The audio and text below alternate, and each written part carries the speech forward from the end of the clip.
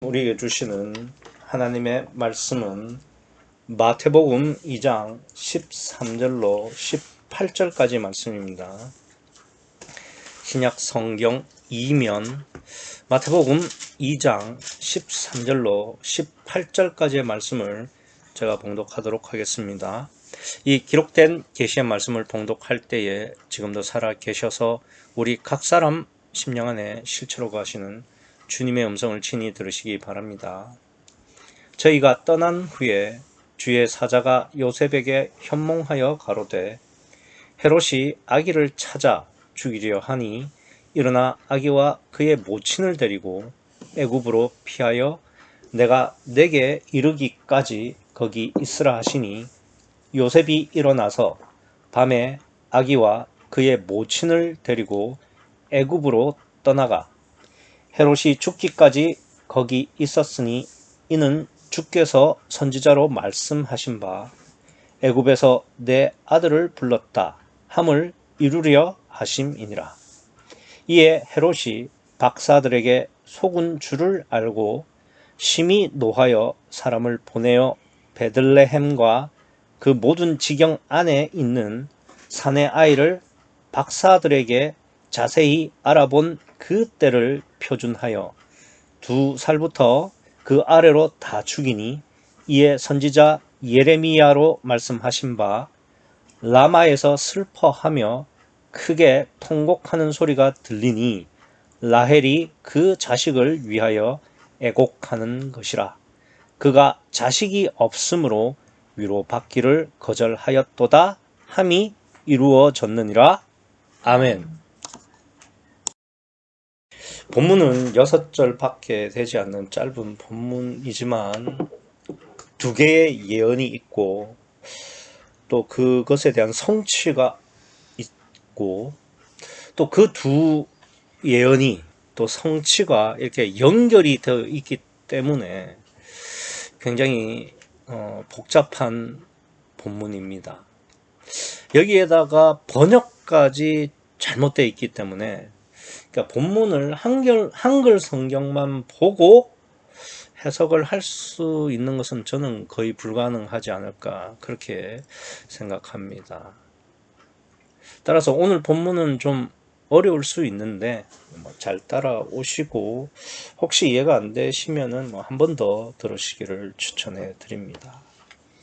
우선 본문을 이해를 하시기 위해서는 16절부터 18절부터 먼저 살펴보겠습니다. 왜 그러냐면은 16절과 18절이 13절과 15절 사건의 이제 원인이 되는 사건이기 때문에 그러합니다. 그래서 16절부터 18절을 먼저 살필 텐데 특별히 이제 18절에 보시면은 끝에 그가 자식이 없으므로 위로받기를 거절하였도다 라는 말이 나옵니다. 여기서 이제 그가 자식이 없다라는 말은 우리가 흔히 알기로는 이제 라헬이 자식이 없다라는 의미로 이제 받아들이고 있죠. 그렇게밖에 해석을 못하는 게 이제 그라는 사람이 여기 라헬밖에 없잖아요, 그죠? 그러니까 라헬이 자식이 없으므로 이렇게밖에는 해석을 못하도록 지금 번역이 되어 있죠. 그런데 이게 이제 지난주에도 우리가 창세기를 조금 살펴봤지만 지금 이 라헬이 베냐민을 낳는 장면이죠. 그러니까 베냐민을 낳고 이제 죽게 되는데, 그러니까 베냐민을 낳을 때도 베냐민을 낳았으니까 자식이 있는 거죠. 근데 베냐민 위에 형인 요셉이 있죠. 그러니까 요셉이 이미 있는 데다가 지금 베냐민을 낳았기 때문에 라헬이 자식이 없다는 말은 이게 말이 안 되죠. 그러니까 여기서부터 이제 해석이 안 되는 거예요. 그래서 이제 오늘 본문이 그러니까 안 그래도 이제 이 구약의 말씀이 된 이 예언을 이제 성취하는 것이고 이 둘이 이제 연계가 되어 있기 때문에 복잡하기도 하고 어려운데 이렇게 번역까지 잘못되어 있으니까 오늘 본문을 이해하는 것은 해석하는 것은 거의 불가능하다라고 제가 말씀을 드리는 겁니다. 근데 뭐 본문의 번역을 그대로 받았다고 해도 받고 뭐 라헬이 자식이 없었기 때문에 위로받기를 거절했다고 해도 이게 그렇지 않습니까? 그 앞에 지금 그 16절을 보시면은 지금 아기 예수 때문에 그러니까 베들레헴 지경에 있는 그 근처에 있는 2살 이하의 사내 애들이 다 몰살이 된 거예요. 학살이 됐다 이 말입니다. 그러면 이제 그 죽은 애들의 어미들이 있을 거 아니겠습니까? 근데 그 자식을 잃은 어미의 심정, 슬픔과 라헬이 자식이 없는 것에 대한 심정, 슬픔이 지금 같다고 말할 수는 없는 거잖아요. 그러니까 자식이 없는 것도 작은 일은 아니죠. 뭐 그것도 슬픈 일이고 또 안타까운 일이긴 하지만 그렇다고 자식 죽은 것에 비교가 될까요? 그러니까 비교도 안 되는 것을 비교를 하고 있으니까 이게 모순인 거죠. 그러니까 번역 하나 잘못하는 바람에 지금 번역해둔 대로 그대로 받아도 이 18절 자체가 말이 안 되는 겁니다. 모순이 된다는 이야기죠. 그런데 이제 중요한 것은 우리의 본문은, 오늘 본문은 지금 뭐 16절부터 18절을 읽어보면은 자식을 잃은 어미랑 그리고 이 번역상으로는 자식이 없는 라헬이랑 같은 선상에 두고 있는 거잖아요. 그러면 어떻게 하면은 이 둘이 같을 수 있을까? 한글 성경으로는 안 돼요. 그래서 원어를 좀 보면은, 그러니까 원어를 보면은 왜 이 둘을 같이 두었고 왜 자식을 잃은 것이, 그러니까 자식을 잃은 것이 이제 라헬의 상황을 성취하는 것인지를 이해를 할 수 있는 겁니다. 그래서 지금부터는 조금 잘못된 번역을 제가 바로 잡는 작업을 좀 하겠습니다. 그래서 이제 앞서 제가 18절에 이제 그가 자식이 없으므로 라는 부분을 제가 말씀을 드렸는데, 이게 원문에는 그냥 이래요. 그가 자식이 없으므로가 아니라 그들이 없으므로입니다. 그러니까 이게 그 번역을 할 때 그냥 문법적인 그 굉장히 문법적으로 어려운 조건들이 있을 때, 뭐 사안들이 있을 때 이제 해석을 할 때 좀 잘못 번역할 수도 있잖아요. 그렇죠? 근데 오늘 본문의 이 잘못된 부분이 어떤 거냐면 단수, 복수처럼 굉장히 간단한 부분이에요. 근데 그것을 지금 이 번역자가 잘못 번역했다는 겁니다. 그러니까 본문에서는 그가라고 단수로 돼 있지만 원문은 그들입니다. 그들이 그 다음에 자식이 없으므로 라고 돼 있잖아요. 그죠?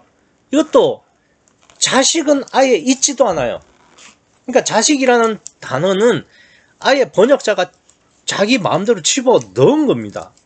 그러면 원문은 뭐냐? 그들이 자식 빼고 없으므로예요. 그러니까 원문을 직역하면 그들이 없으므로입니다. 그러면 우리가 여기서 이제 두 가지를 좀 알아야 되겠죠.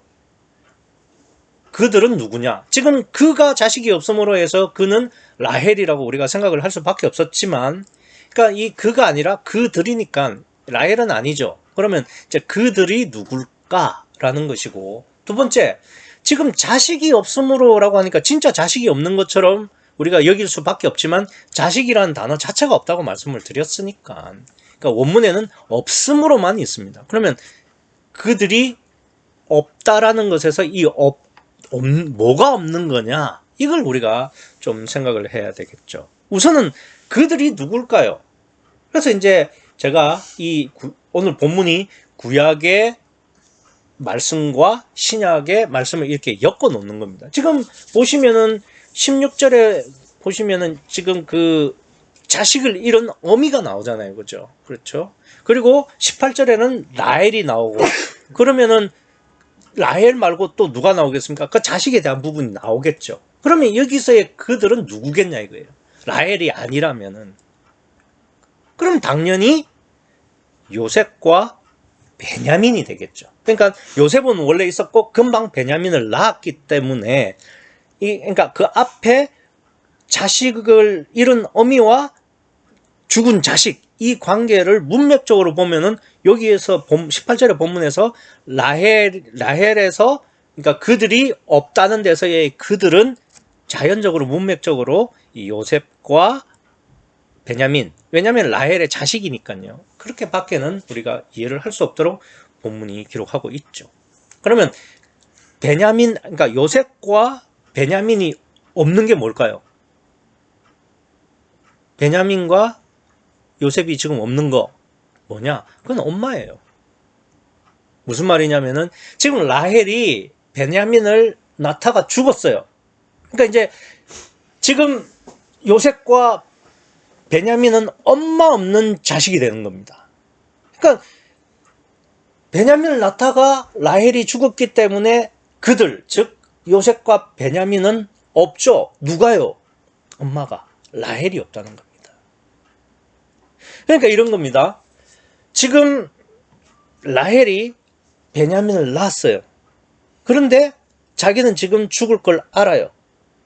그러면 엄마, 이 세상 어느 엄마라도 아직 어린 요셉 그리고 피덩이 베냐민을 두고 간다고 생각해 보세요.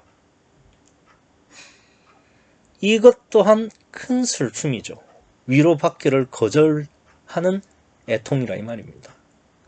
실제로 창세기 35장 17절을 보면은 그러니까 막 난산을 하면서 죽어가는 이 라헬을 보고 산파가 걱정하지 마라. 그대가 또 등남한다라고 위로했죠. 위로한답시고 위로를 했는데 라헬은 그 위로를 거절을 해요. 그걸 어떻게 아느냐? 라헬이 이 베냐민의 이름을 원래 뭐라고 지으려고 했는지 아세요? 베노니라고 지으려고 했어요. 그게 무슨 말이냐면은 슬픔의 아들이란 뜻입니다. 베냐민은 오른손의 아들이란 뜻이고요. 그건 야곱이 바꾼 거고 원래는 라헬은 베노니로 지으려고 그랬어요. 왜 슬픔의 아들인데요? 그 자기가 낳다가 라헬이 죽어서 슬퍼요? 그게 아니라 요셉과 베냐민이 엄마 없이 살아가야 될 것을 생각하니까 엄마로서 가슴이 찢어지는 그 슬픔이다 이 말입니다. 그래서 라헬이 위로받기를 거절하는 거예요. 그럼 한번 생각을 해보세요. 지금 이 16절에서는 아기 예수, 즉 메시아 때문에 생때 같은 자기 자식이 죽었어요. 두 살도 안 되는 애가 죽었어. 그 어미의 슬픔과 지금 피덩이 같은 그러니까 갓난 애기인 베냐민과 뭐 이제 몇 살 안 되는 몇 살인지는 모르겠지만 아직은 어린 그 요셉을 두고 가야 할 어미의 슬픔. 그 두 슬픔 중에서 어느 슬픔이 더 슬플까요? 저는 잘 모르겠어요. 뭐 저는 애를 낳아본 적도 없고 엄마의 심정으로 애를 키워본 적도 없어서 잘 모르겠습니다만은 이 16절에 자식을 잃은 어미의 슬픔에 비해서 뭐 어떨지는 모르겠지만 자식을 두고 가야 할 어미의 슬픔도 결코 뒤지지는 않을 거다. 둘 다 견줄만은 하다. 이런 생각은 들어요. 그러니까 저는 뭐 솔직히 누가 더 슬픈지 어떤 어미가 더 애통할지는 모르겠어요. 그런데 이론적으로 보면은 자식이 죽은 어미는 그 어미가 죽는 날까지 고통을 받아야 되겠죠. 대신 자식을 두고 죽어야 하는 어미는 그 고통 지수가 최대치가 되겠죠. 순간적으로. 그러니까 이론적으로는 그렇다 이겁니다. 어느 쪽인지는 저는 잘 모르겠어요. 근데 제가 의문이 드는 건 이거예요.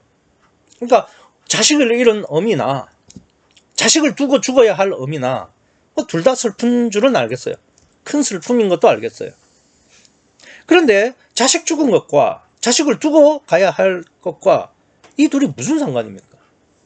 뭐 큰 슬픔이다 이거는 알겠는데 이 둘이 뭐가 왜 어떤 점에서 엮일 수 있고 어떤 점이 성취를 할 수 있냐 이겁니다.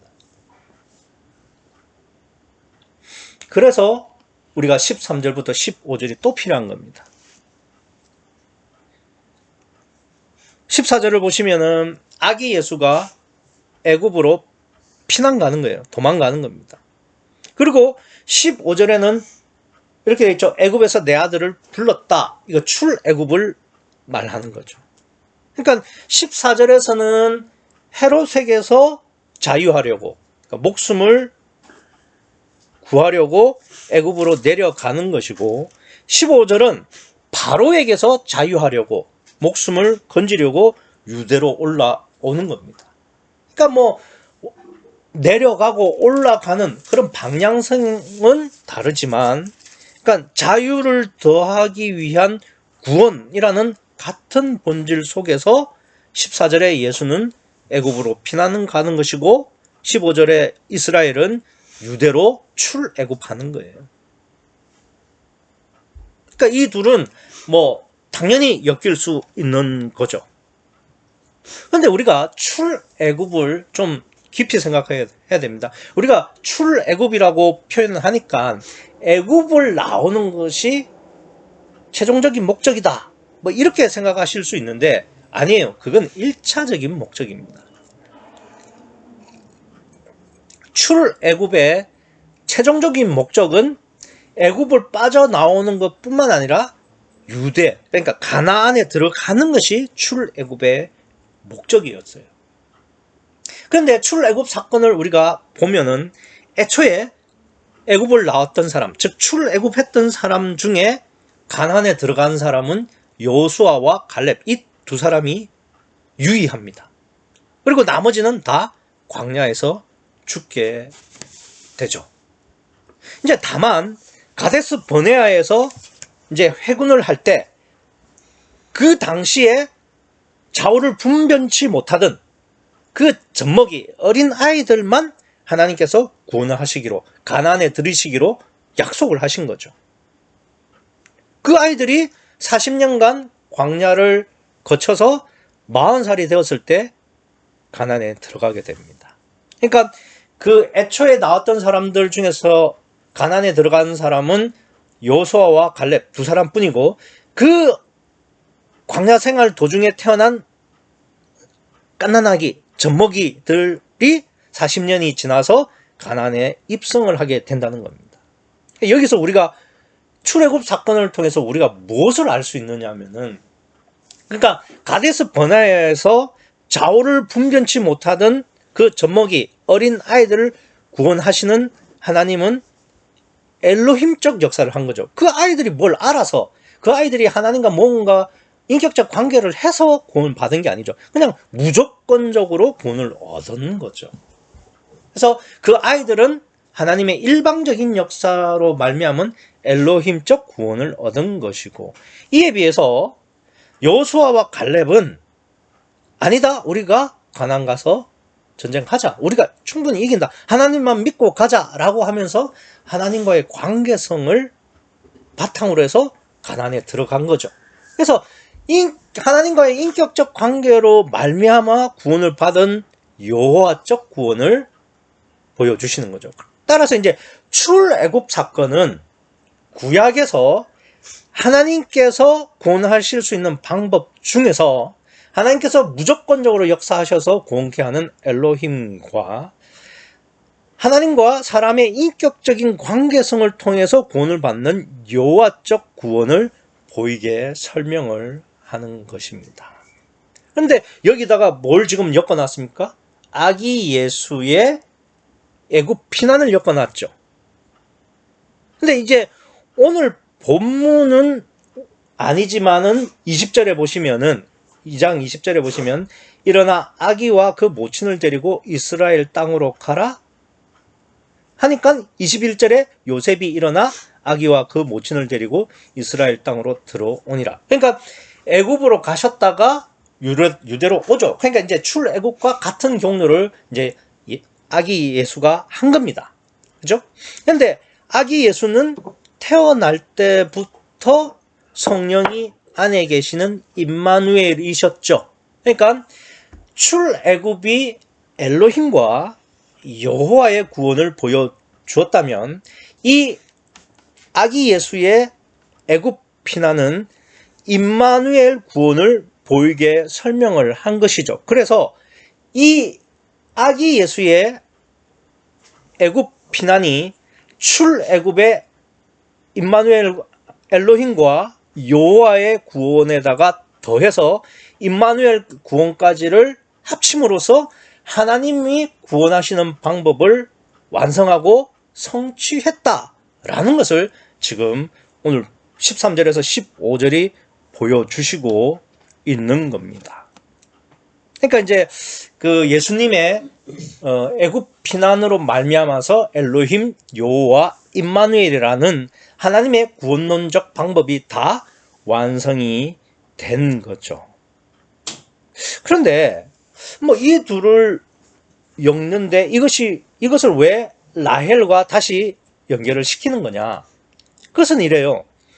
출애굽이라는 것은 라헬이 낳은 요셉이 없었으면은 그건 출애굽이 아예 없었죠.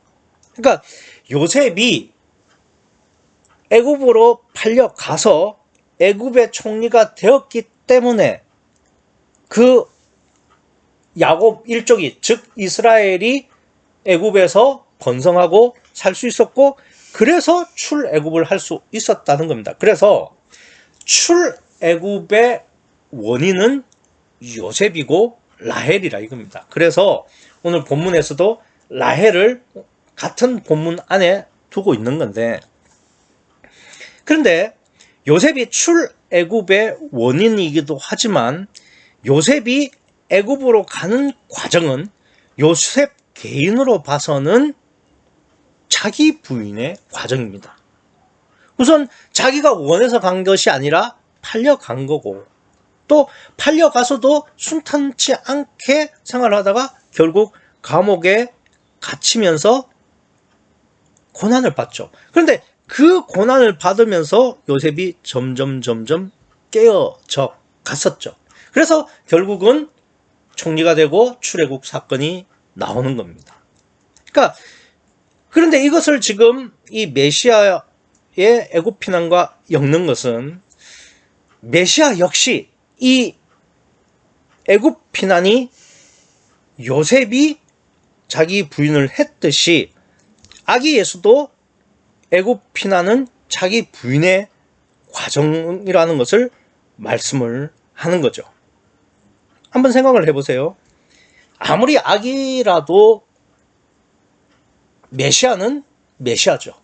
그러니까 만약에 헤롯이 아기를 죽이러 왔다, 뭐 막말로 메시아가 천사를 동원해서 헤롯을 물리치면 돼요. 그러니까 도망가지 않아도 된다 이거예요. 그런데 헤롯을 피해서 도망가서도 헤롯이 죽을 때까지 오지도 못하고, 이런 자체가 지금 메시아의 부인을 말씀을 하는 거죠. 그렇지 않습니까?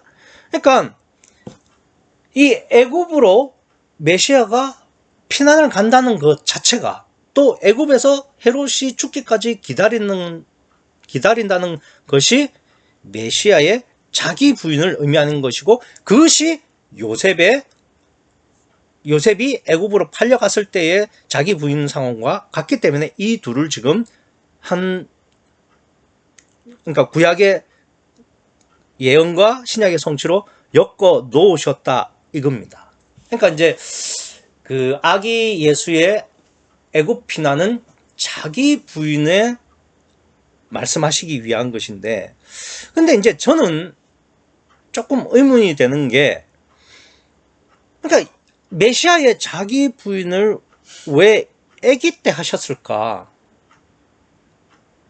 그러니까 애굽이야 언제든 가실 수 있는 거 아닙니까? 그러니까 메시아께서 임마누엘 구원을 보여주시기 위해서 애굽에 가셨다가 다시 유대로 와서, 그러니까 출애굽 때 엘로힘 여호와의 구원을 보여주신 것에다가 임마누엘의 구원을 더해서 이제 하나님의 구원의 방법론을 완성하는 것인데, 그런데 이 애굽을 그냥 가서는 안 되고 요셉처럼 팔려가고 갇히는 그런 자기 부인의 과정을 통해서, 그러니까 출애굽의 엘로힘 여호와의 구원을 보여줬듯이 메시아도 자기 부인을 통해서 애굽으로 가고 그 애굽에서 다시 유대로 오는 그런 과정이어야만 지금 문맥적으로 맞는 건데, 근데 그게 왜 하필이면은 이 아기 때 가셔야 되냐 이겁니다. 아니 아기 때 가셨기 때문에 지금 이 16절에 2살 이하의 사내 아이들이 학살을 당하는 거 아닙니까? 이렇게까지 하면서 가야 할 이유가 있냐 이거예요. 애굽이야 언제든 갈 수 있죠. 앞서 제가 묵도 시간에 읽어드린 것처럼 12살 소년 예수, 뭐 6월절에 그 성전 가서 뭐 제사장과 신학자들과 이렇게 토론도 하고, 뭐 그랬으니까 12살 때 가실 수도 있고, 또 공생애를 시작하시기 전에 40일 금식하셨잖아요, 광야에서. 뭐 그때 갔다 오셨을 수도 있고, 아니면 공생애 중에라도 가실 수 있는 거 아닙니까? 근데 왜 꼭 하필, 그러니까 유아 학살이라는 그러한 막대한 희생을 치르고서 아기 때 가셨어야 됐냐 이겁니다. 저는 이게 의문이었어요. 근데 한번 생각을 해보십시오. 메시아라도 일단 육체를 입으면은 육체 우선이 되죠. 육체 우선인 존재는 반드시 육체 부인을 해야 됩니다. 그런데 메시아는 육체를 입는 순간부터 육체를 벗는 부활 때까지 육체 부인을 하시지 않는 때가 단 한순간 0.0001초도 없었습니다. 그러니까 메시아는 언제든 육체 부인을 하시는 존재라 이겁니다. 그러면 지금 우리가 원하는 것은 뭐냐면, 성부 하나님께서 성자 하나님이신 메시아에게 원하는 건 뭐냐면은 육체를 최대한 부인하는 것을 원하는 거예요. 그러니까 메시아는 육체를 입을 때부터 육체를 벗을 때까지 늘 육체 부인을 하고 있는데, 그러면 어느 때 육체 부인을 가장 최대로 할 수 있느냐? 그거는 이 메시아가 가장 육체 우선일 때입니다. 그러니까 육체 우선에 따라 움직여야만 할 때, 그때 자기를 부인하시는 것이 가장 육체를 부인하는 거죠. 마치 요셉이 팔려갔다가 거기서 또 감옥에 갔다가 그러면서 점점 고난을 받을수록 점점 깨어졌듯이, 메시아이시지만 육체를 입었기 때문에 육체 우선이 되고 육체 부인을 해야 되는데, 육체가 가장 우선일 때 육체가 가장 부인된다라는 사실을 우리가 알면은 그때 메시아가 가장 육체를 부인할 수 있고, 그때 데려가셔서 메시아가 원래 오신 목적인 임마누엘의 구원을 완성하셔야 된다 이 말입니다. 한번 언제 메시아가 가장 육체 우선일까요? 다시 말해서 가장 육체를 부인할 수 있는 시기일까요? 그건 아기 때예요. 아기 때도 갓난아기 때. 왜냐? 갓난아기 때는 부모가 하는 대로 할 수밖에 없어요. 예컨대 업으면 업혀져야 되고, 그죠? 젖주면 먹어야 되고, 재우면 자야 되고, 진짜 그 자기 의지보다는 상대방이, 그러니까 다른 사람의 의지대로 할 수밖에 없는 존재가 아기죠. 그러니까 요셉이, 천사가 예수님한테 말하지 않잖아요. 요셉한테 말하잖아요. 요셉한테 야 데리고 가. 그러니까 요셉이 들쳐 말고 애굽으로 가니까 아기 예수는 메시아라도 그렇게 따라갈 수밖에 없는 그런 존재라 이 말입니다. 제가 묵도 시간에 읽어드렸지만 소년 예수, 12살 된 예수, 유월절을 지키러 예루살렘에 왔다가 식구들은 다 이제 나사렛으로 고향으로 돌아가는데 자기 혼자 성전에 앉아가지고 뭐 제사장들이랑 그 서기관들이랑 토론을 하고 있는 거예요. 한참 가다가 마리아와 요셉이 예수가 없어진 줄 알았어. 그래서 다시 쫓아와 보니까 성전에 있는 거야. 와가지고 마리아가 한 소리 하죠. 야, 네 아버지랑 내가 얼마나 걱정했는 줄 아냐? 라고 했더니 예수님 뭐라 하십니까? 내가 내 아버지의 집에 있어야 할 줄을 모르셨나이까. 벌써 12살만 돼도 부모한테 나무랍니다. 그러니까 육신의 부모가 지금 자식한테 잔소리를 듣는 때가 됐던 겁니다. 그러니까 아기 예수 때가 가장 그러니까 자기의 의지가 아닌 상대방의 의지대로만 움직여야 되는 그런 때라 이겁니다. 그러니까 그때가 가장 육체 우선인 때였고 메시아이신 예수님은 늘 자기를 부인하셨기 때문에 그때가 가장 자기 부인의 최대치였다. 이렇게 말씀을 드릴 수가 있는 겁니다. 아니 뭐 아기는 원래 지 의지대로 못하고 뭐 부모가 하자는 대로 하는 거 아니냐? 뭐 아기 예수가 메시아라도 뭐 그때는 별 수 없이 뭐 자기 뜻이 아니라 요셉과 마리아 뜻대로 하는 건 당연한 건데 그걸 뭐 자기 부인을 했다고 말할 수 있는가? 그런 의문을 들 수가 있죠. 그런데 예수님께서, 그러니까 성자 하나님이신 예수님께서 육체를 입으시기로 결정하는 데는 그런 것까지를 다 포함한 거예요. 그러니까 자기의 의지 없이 온전히 육신의 부모인 요셉과 마리아의 의지대로만 자기가 되어지도록 따라가도록 그렇게 허락하시고 승낙하셨다 이겁니다. 그게 자기 부인이라 이 말입니다. 그러니까 육체의 부모가 자기의 뜻대로 다 하는 것을 고스란히 받아들이기로 성자 하나님이신 예수님께서 그것을 받아들였다는 것이 자기 부인이라 이 말입니다. 그래서 메시아라도 육체를 입으면 육체 우선이 되고 그러면은 온전히 육체를 부인해야 임마누엘의 구원을 할 수 있고 완성할 수 있다라는 것을, 그러니까 이 유아 학살까지 치르면서 오늘 본문에서는 말씀을 하시고 있고, 그래서 이 예수님도 자기 부인을 최대로 치료해서 온전히 자기를 부인함으로써 임마누엘 구원을 행하실 수 있었듯이 우리 역시 온전히 자기를 부인하지 않으면 안 된다라는 것을 말씀을 하고 있는 겁니다. 그래서 그러니까 라헬, 그러니까 그 자식을 두고 죽어야 하는 라헬과 자식을 잃은 어미를 붙여놓은 이유는, 그러니까 요셉과 아기 예수의 자기 부인을 공통 분모로 해서 이렇게 묶어 놓은 거예요. 이 점을 잘 아셔야 되겠습니다. 근데 우리가 하나 더 생각해야 될 건 뭐냐면, 아기 예수로 말하는 자기 부인도 우리가 좀 잘 생각을 해야 돼요. 우리는 그러니까 자기 부인 하면은 그냥 고난 한두 번 겪으면 깨지는 걸로 착각을 합니다. 그런데 그게 아니에요.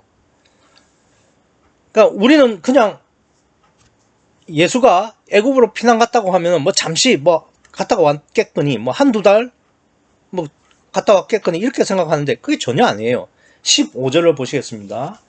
헤롯이 죽기까지 거기 있었으니, 그러니까 헤롯이 죽기까지 거기 있었다고 하는데 그럼 얼마나 있었을까요? 그거는 헤롯이 언제 죽었는지를 알면 되는 거죠. 그런데 역사학자들은 뭐 별의 별소리를 다 하지만 다 헛소리예요. 왜냐? 역사책은 얼마든지 왜곡될 수 있고 잘못될 수 있어요.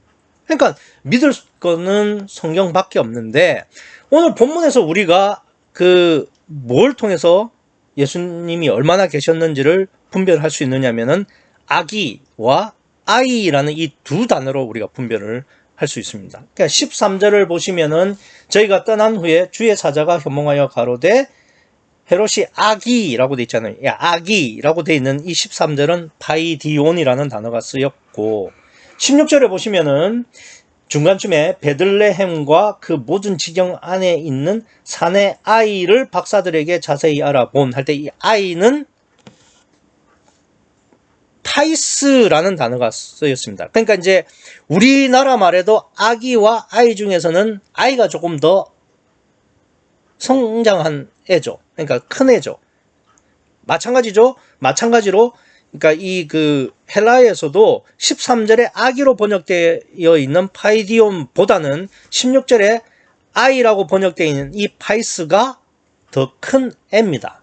근데 이게 꼭 두부를 자르듯이 딱 일치하지 않는 것은 오늘 본문에 보시면은 16절에 산의 아이라는 단어가 이제 파이스라는 단어인데 이게 지금 보시면 아시겠지만 2살 아래라는 것을 지금 말씀하고 계시죠. 그러니까 2살이 안 됐다는 거죠. 그런데 제가 그 묵도 시간에 읽어드렸던 12살의 소년 예수 할 때 그 아이라는 표현이 나올 때 그때도 파이스예요. 그러니까 16절에 이 산의 아이 할 때의 아이도 파이스고 예수님의 12살의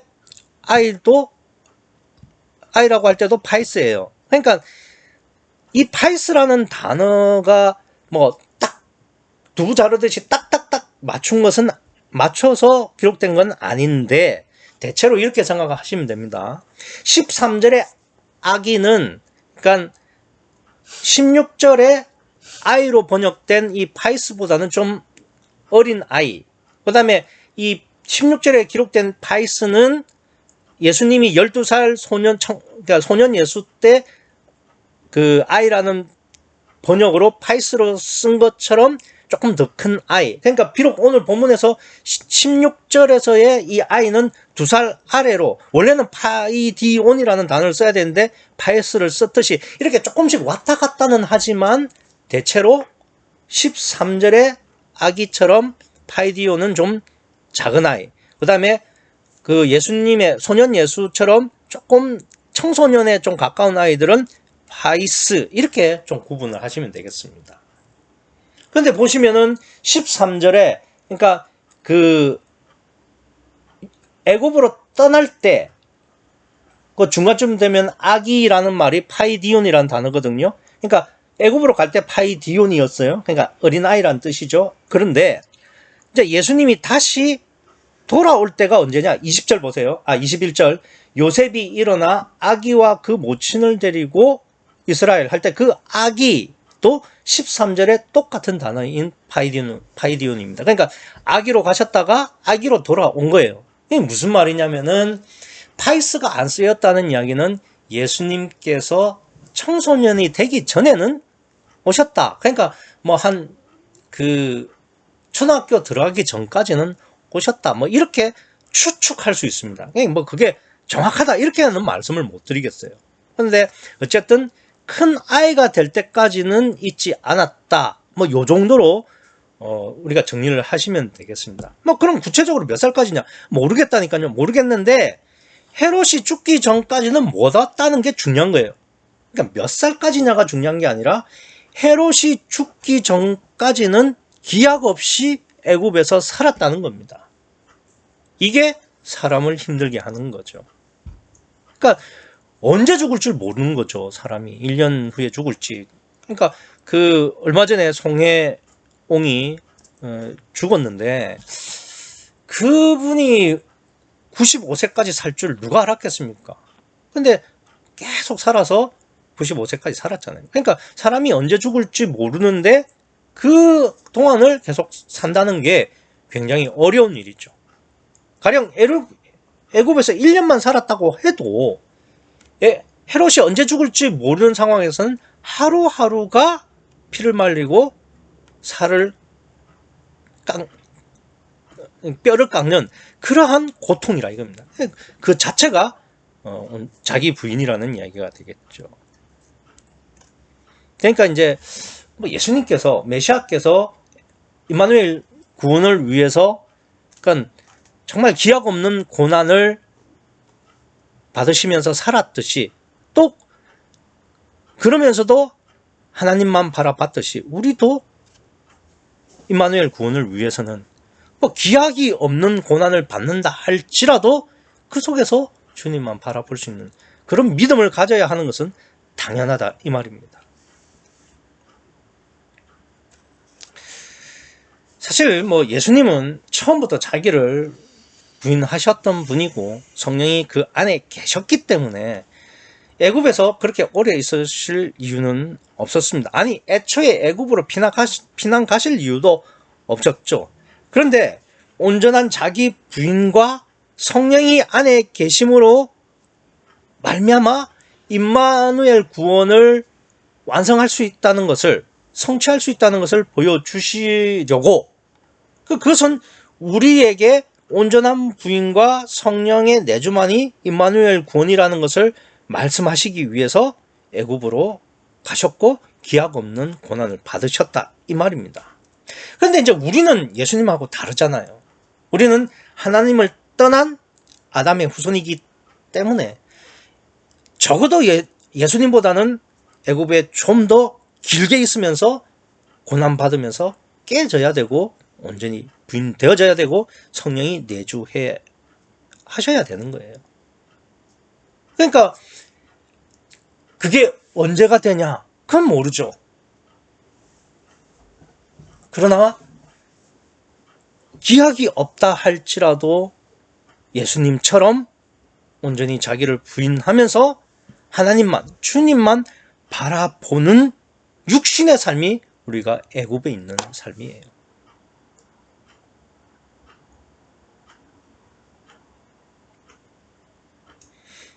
비록 이 땅에서 기약 없는 고난을 받고 살아가고는 있지만 주님만 바라보시고 천국만 소원하셔서 깨지고 온전히 내가 부인되어서 성령을 내 마음으로 영접하시는 임마누엘의 구원을 이루시는 여러분과 제가 되기를 간절히 소원합니다. 기도하시겠습니다.